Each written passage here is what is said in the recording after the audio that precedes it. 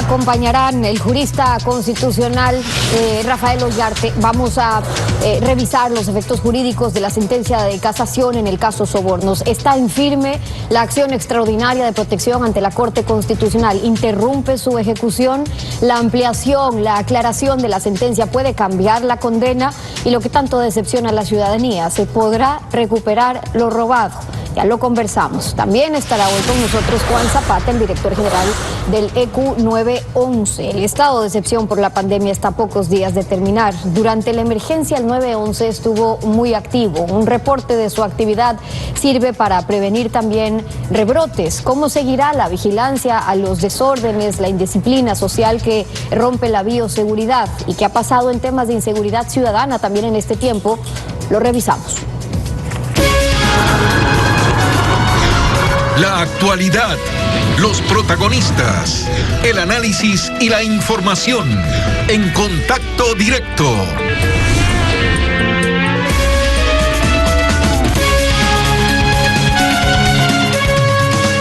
Es necesario precisar los efectos jurídicos de la sentencia del Tribunal de Casación sobre el caso Sobornos porque hay abundante información sobre los elementos de convicción que fundamentaron esa acusación de la fiscal Diana Salazar y del procurador del Estado Íñigo Salvador. Entre los cientos de pruebas que sustentaron el caso, resaltan los denominados archivos verdes, encontrados en el computador de Laura Terán.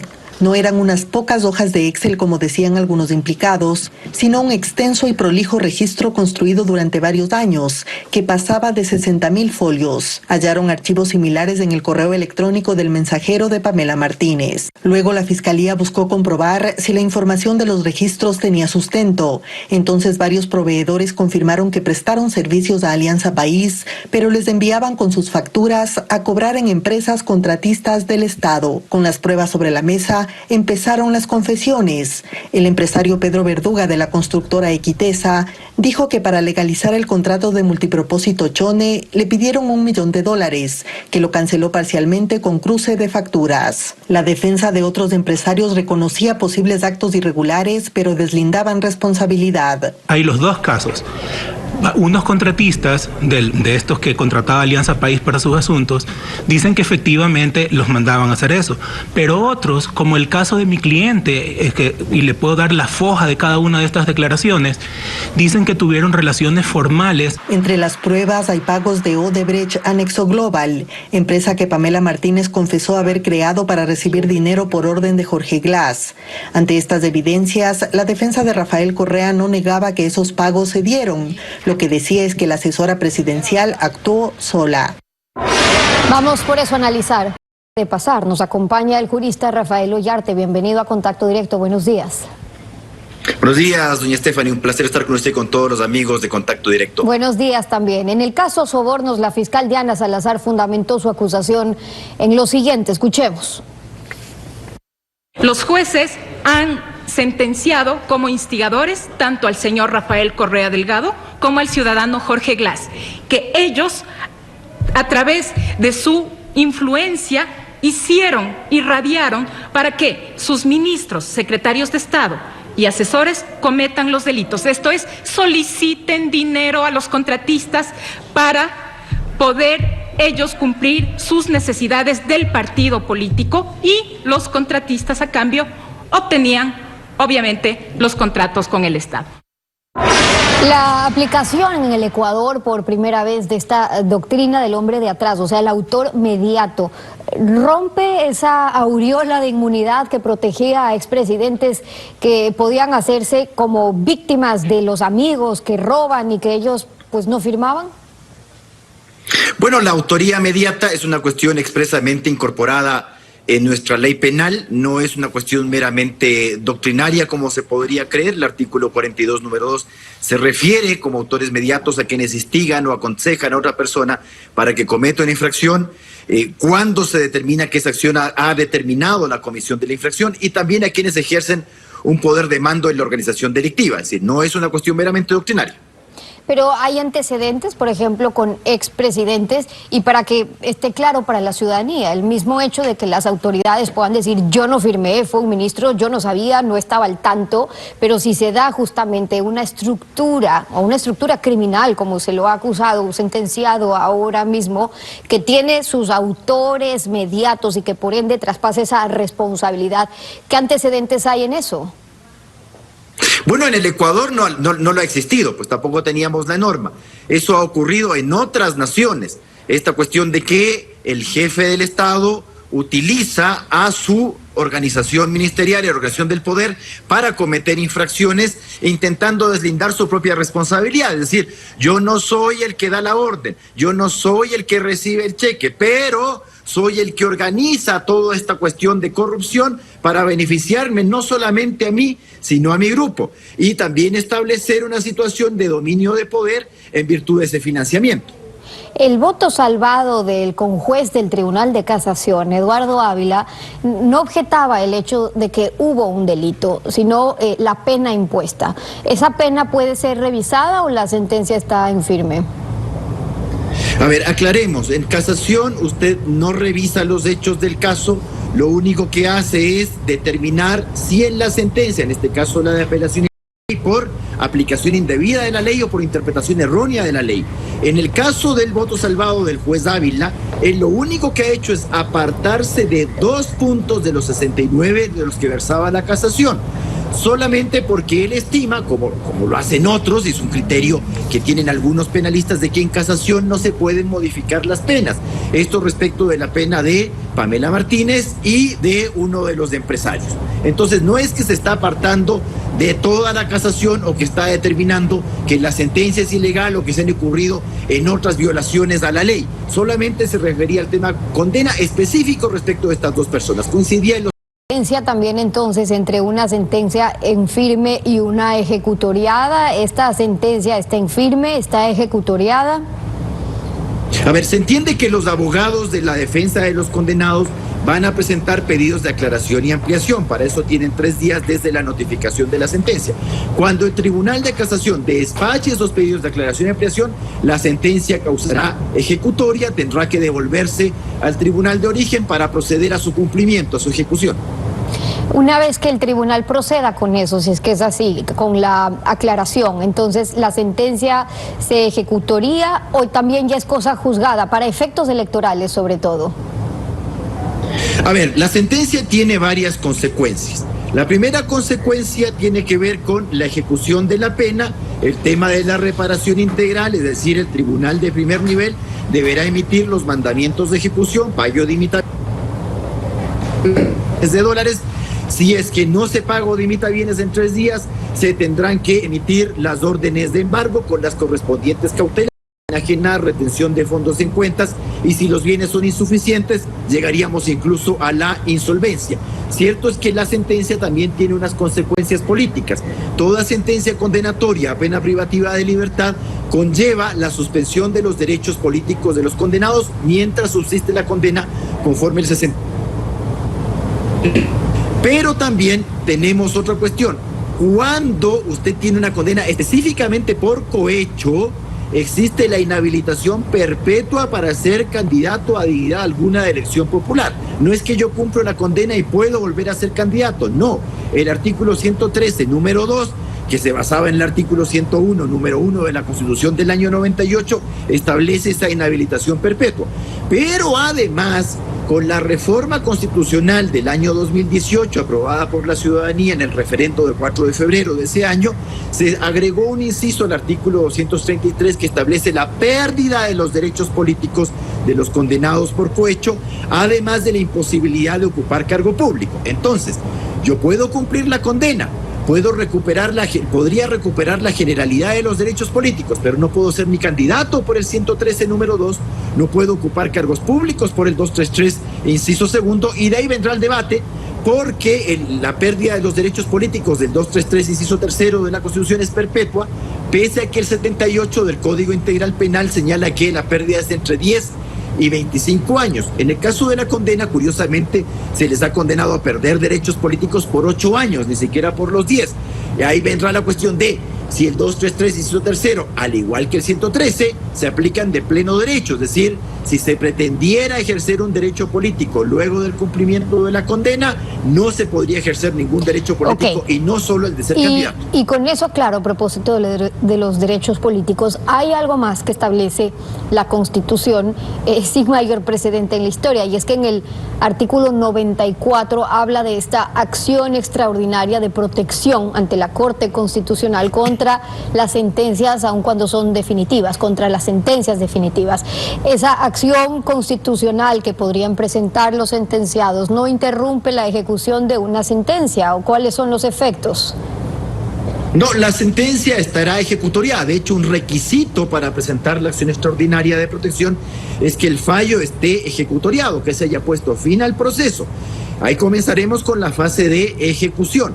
La mera presentación de la acción extraordinaria no suspende la ejecución del fallo, ni siquiera su admisión al trámite, como dice el artículo 62, inciso cuarto de la Ley Orgánica de Garantías. Y también existe una prohibición expresa en el artículo 27, inciso tercero de la Ley de Garantías, de que no se pueden otorgar medidas cautelares en acción extraordinaria de protección. Hago presente que la Ley de Garantías es del 2009, que esa Ley de Garantías fue propuesta por el Ejecutivo, aprobada por una aplastante mayoría correísta y además fue sancionada por el presidente Rafael Correa con algún veto, suscrito también por el entonces secretario general jurídico Alexis Mera. Entiendo yo que estas personas conocen la ley por haber participado en su formación. Ahora, lo que han argumentado parte de la defensa de los sentenciados es que van a acudir a los organismos internacionales, todos los procesos que se puede llevar en ese sentido, pero ya sabemos que además eso toma su tiempo, ¿no? Sí, miren, tanto en la acción extraordinaria como en el hecho de ir al Sistema Interamericano de Derechos Humanos, no es cosa sencilla. Generalmente se dice, vamos a presentar la acción extraordinaria. Hay que tomar en cuenta que hay muchas cosas que en acción extraordinaria usted no podrá debatir. Por ejemplo, en acción extraordinaria usted solo se puede referir a violaciones del debido proceso durante la tramitación del caso y a violaciones de derechos fundamentales en la sentencia. No se puede referir a los hechos del caso, no es cuarta instancia. Usted no puede alegar que el Tribunal de Casación aplicó mal la ley, que la interpretó erróneamente, no puede alegar valoración de la prueba. Todas esas son... Bueno, eso para dejar en claro lo que estamos viendo hasta ahora, cuáles son los efectos jurídicos de esa misma sentencia, cuáles son los efectos también a propósito de lo que estamos por vivir en los próximos meses, ese tiempo electoral. Y una vez entendido eso y aquellos efectos, la gran preocupación de la ciudadanía sin duda es, hay una sentencia ejecutoriada y entonces ahora lo que preocupa, ¿se va o cómo se va a poder recuperar lo robado, que es facultad ya de Procuraduría? Pero luego, ¿va a ser viable una reparación integral al Estado? Bueno, como le indicaba, hay un señalamiento de reparación integral de 14,7 millones de dólares. Esa cuestión tiene que ser ejecutada por el Tribunal de Primer Nivel. Cuando reciba el Tribunal de Primer Nivel se deben expedir, tiene que pedir la Procuraduría, que es el representante judicial y extrajudicial del Estado. Entonces la Procuraduría solicitará que se expidan los mandamientos de ejecución, se tendrán que embargar bienes, se tendrán que secuestrar como medida preventiva los bienes, se tendrán que emitir las correspondientes prohibiciones de enajenar y la retención de fondos en cuenta. Bien decía el procurador que en una de estas ciertamente estos bienes ya han sido puestos a buen recaudo. Lo que tenemos que comprenderla, muchas veces no. Están también las disculpas públicas y la placa en Carondelet, que es parte de lo que se ha dispuesto. Además de eso que tanto importa, que es recuperar lo robado. Eso depende, por ejemplo, de la voluntad de los sentenciados, o qué pasa si se niegan a cumplirlo. Me refería, doctora, a propósito de las disculpas públicas y de la placa en Carondelet, o que se la debería ver en Carondelet.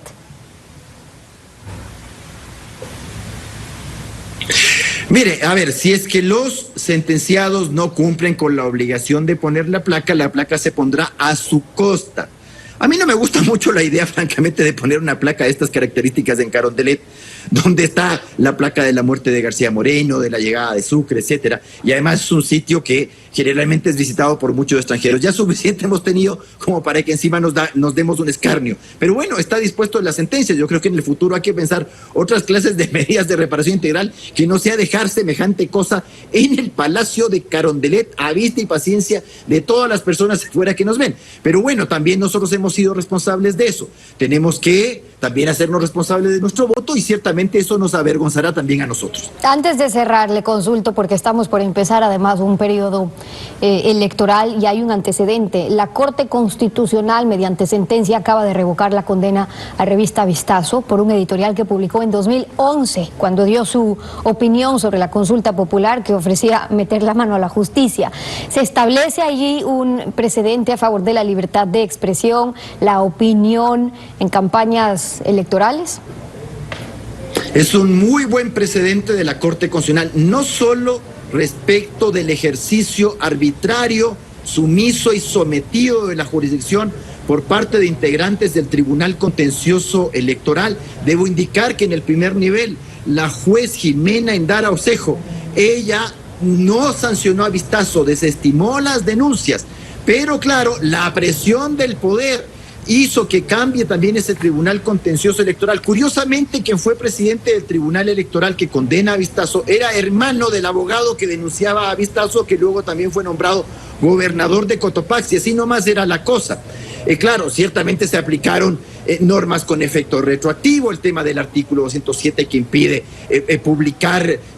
hacer publicaciones referidas al proceso electoral 48 horas antes, pero la Corte es muy clara en esta materia. En el ejercicio democrático es necesario que el electorado conozca las diferentes posiciones respecto de los candidatos y en el caso de las consultas populares de las posiciones que se están manejando, y que esa libertad de expresión no puede ser soslayada, no solo en perjuicio de un medio de comunicación, sino de la ciudadanía. Es un muy importante precedente. Rafael Ollarte, gracias por acompañarnos aquí en Contacto Directo. Siempre un placer. Buenos días. 7 de la mañana con 13 minutos. Vamos a una pausa. Cuando regresemos, el sábado termina el estado constitucional de excepción, pero eso no acaba con la emergencia que causa la pandemia. Lo revisaremos con Juan Zapata, el director general del ECU 911, en pocos minutos. No se vaya.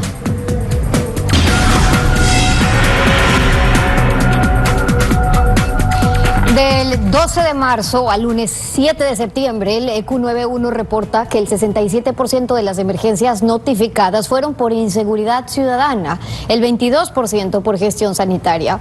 Juan Zapata, director nacional del 911, bienvenido a Contacto Directo. Muchísimas gracias, Esteban. Un gusto saludarle y un saludo cariñoso a toda la audiencia de Contacto Directo. Buenos días también.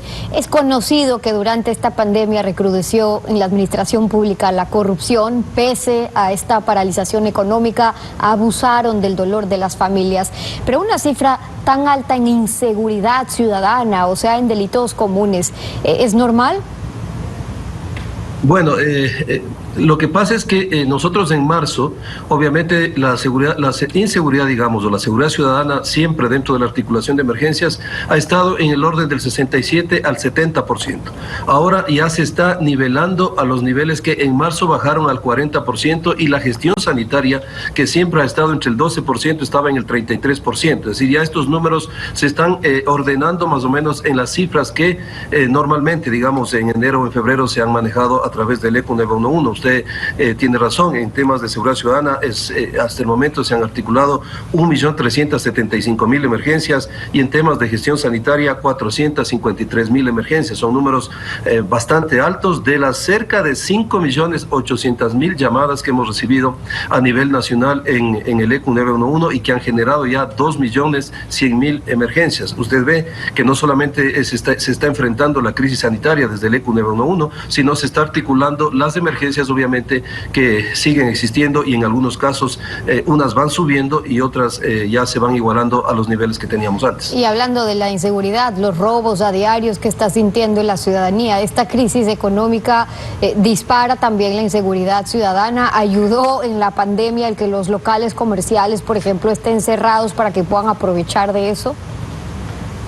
Bueno, la Policía Nacional ha cumplido un rol muy estoico, muy profesional, hay que felicitar, porque obviamente se está dedicando a su razón de ser, que es dar la seguridad ciudadana a todo el país, y además ha estado trabajando y sigue trabajando en los operativos que se han hecho por el tema de la crisis sanitaria. Obviamente, cuando, le vuelvo a insistir, cuando en marzo estuvimos confinados, locales comerciales cerrados, la seguridad ciudadana nos bajó al 40% de una cifra natural que es del 70%, y usted, como ve ahora, ya está en el 67%, es decir, ya nos estamos igualando a los niveles que teníamos en enero o febrero. Por eso mismo que nosotros tenemos que generar acciones en donde la policía no esté distraída de su razón de ser. Cuando hacemos estas fiestas clandestinas, lastimosamente quien tiene que acudir es la Policía Nacional, y muchas veces tiene que duplicar y triplicar sus esfuerzos. Por eso que mi solidaridad y mi saludo a esta institución que ha hecho un trabajo maravilloso. Pueden tener desde el ECU 91 un sistema de monitoreo, un mapeo también para ver qué es lo que está realmente ocurriendo en la ciudadanía, pero también un análisis macro de lo que estamos viendo. ¿Cuánto influye aquí esta impunidad prevaleciente en todos los casos? Roban, los cogen, los sueltan, ven que tienen 7, 10 antecedentes penales cuando los vuelven a coger, y ahí siguen, a veces en los mismos sectores, detectando las mismas alarmas de inseguridad ciudadana para esa ciudadanía que ya no sabe qué hacer en distintos barrios. Por supuesto, la labor de la Policía Nacional tiene que cerrar el círculo, obviamente, con la Administración de Justicia, ¿no? Porque la policía hace su esfuerzo, su sacrificio y cumple con su rol el momento que pone a estos delincuentes a órdenes de la autoridad de justicia, pero son ellos los que tienen que aplicar la ley. Entonces el círculo se cierra cuando efectivamente todos cumplimos con ese rol. En el caso del ECU 911 no solamente articulamos la emergencia con Policía Nacional, sino también a través de 6.000 cámaras que tenemos a nivel país, hacemos la videovigilancia, una videovigilancia que no es invasiva, que está al servicio, obviamente, de evitar que incidentes se transformen en delitos. En el último dato que tenemos del 10 de agosto, que no sé si llamarlo un feriado, pero el país tomó esos días, 429 incidentes evitaron que se transformen en delitos, justamente porque hay atrás funcionarios 24 horas al día en las cámaras. Y estas cámaras, en la crisis sanitaria, mi querida Stephanie, nos ha servido para medir estas incivilidades o estas inconductas que, como usted ha visto en las mesas técnicas, hemos determinado que existe una relación directamente proporcional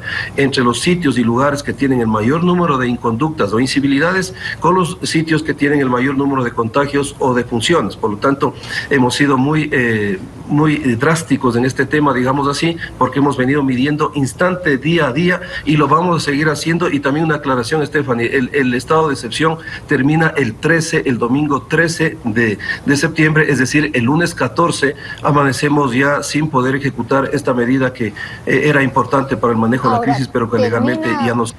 Termina el estado de excepción el 13, pero vamos a seguir viviendo una emergencia con esta pandemia. Cuidado, de la gente asimila, ya está parando un poco el peligro, porque no hemos salido de eso. ¿Cómo se están preparando para esa vigilancia también? Bueno, Stephanie, la primera noticia o la primera plana no tiene que ser el día lunes que termine el estado de excepción, sino que el país se mantiene en una emergencia por una crisis sanitaria. Por lo tanto, nosotros hacemos un llamado a aquellas acciones que ya no se les puede hacer vía ley, por ejemplo, las reuniones en los domicilios. No necesitemos que haya una fuerza coercitiva o una sanción para entender de que esas reuniones de 10, 20, 30 o 50 o 60 personas pueden generar amplificaciones en el sistema de contagios. Entonces, debemos hacerlo por propia autorregulación. Y también una situación que hay que aclararla, mi querida Stephanie, no significa de que al terminar el estado de excepción el COE nacional deja de operar. Los COE siguen actuando. Obviamente lo que sí estamos haciendo una matriz a través de mesas técnicas, porque el COE nacional, todas sus resoluciones están sustentadas en mesas técnicas, es hacer una matriz nacional con la finalidad de poder determinar aquellas competencias que tienen centralidad, es decir, en el gobierno nacional, por ejemplo, el tema de educación, obviamente el tema de salud, que es una competencia directa, el tema de trabajo, esas sigan manteniéndose a partir del 14, porque lo que nos ha dicho la Corte Constitucional es sigan manejando la crisis amparados en la norma ordinaria. Ahora, Y eso es viendo lo que las se está haciendo. emergencias que ya se han dado, igual lo que ya se conoce, esta mañana tuvimos a nuestros equipos en el mercado de San Roque, por ejemplo, y ya veíamos ahí el tipo de aglomeraciones que se dan, no solamente en eso, sino en algunos otros puntos de esa y de varias ciudades, pero ya en los sitios donde se conoce que se dan las aglomeraciones, incluso en las zonas donde se conoce que la gente igual está haciendo sus fiestas, lugares en los que han tenido que acudir las autoridades, entran, salen hasta golpeados los policías, porque claro, no solamente que no están cumpliendo con las medidas de bioseguridad, las mascarillas, etcétera, sino que hay una cantidad de gente que sobrepasa lo que en teoría hoy está permitido. Entonces, en esas zonas donde ustedes ya ubican estos focos rojos, ¿cómo se espera poder, en lo que viene ahora, que no va a ser 2 semanas, que no va a ser un mes, porque es esta nueva normalidad de la que estamos hablando, que pueda seguir funcionando ese control? Así es, Stephanie. Mire, en aglomeraciones nosotros hasta el momento tenemos registrados 56.447. Lastimosamente, Quito ha sido la ciudad que lideró durante todos estos meses con el 22%, seguido de Guayaquil con el 15% y Cuenca con el 6%. En el tema de fiestas clandestinas, el ECO ha reportado 18.922, Guayaquil 12%, Quito con el 10% y obviamente Esmeraldas con el 8%. En el tema de libadores, mire, la cifra es muy alta, 153.918, Guayaquil el 23%, Quito el 17% y Cuenca con el 5%, escándalo 151.088, igualmente Guayaquil con el 31%, Quito el 22%, Ambato el 7%, y hay una incivilidad que ya no lo vamos a poder medir desde el 14, que es el toque de queda, porque obviamente esta disposición ya se elimina. Santo Domingo el 10%, Quito el 10% y Esmeraldas el 8%. Como usted ve, siempre hay 2 ciudades que se repiten, tanto Quito como Guayaquil, y hay una tercera que siempre va variando. Por lo tanto, tenemos que entender que el peor error que podemos cometer nosotros es relajarnos o entender que volvemos a una normalidad, o entender también que el lunes ya vamos a ir a unas discotecas, a los bares, karaokes. No, hay actividades y nos duele seguirlas manteniendo cerradas porque la autoridad, hay familias que viven de esta actividad, pero la autoridad sanitaria ha considerado que tienen que seguir suspendidas. Por lo tanto, por vía ordinaria, sea de una competencia nacional o una competencia compartida con los GATS, estas actividades van a seguir suspendidas. Y le vuelvo a insistir, Stephanie, y a los ecuatorianos, cuidado, entendamos de que el lunes 14 de septiembre esto terminó. El virus continúa, la crisis sigue y obviamente tenemos que cuidarnos más aún todavía porque habrán algunas actividades que ya no se las va a poder restringir. El director del ECU 911, Juan Zapata, acompañándonos hoy en Contacto Directo. Gracias por estar con nosotros. Gracias a la invitación, siempre a las órdenes. Pausa y volvemos.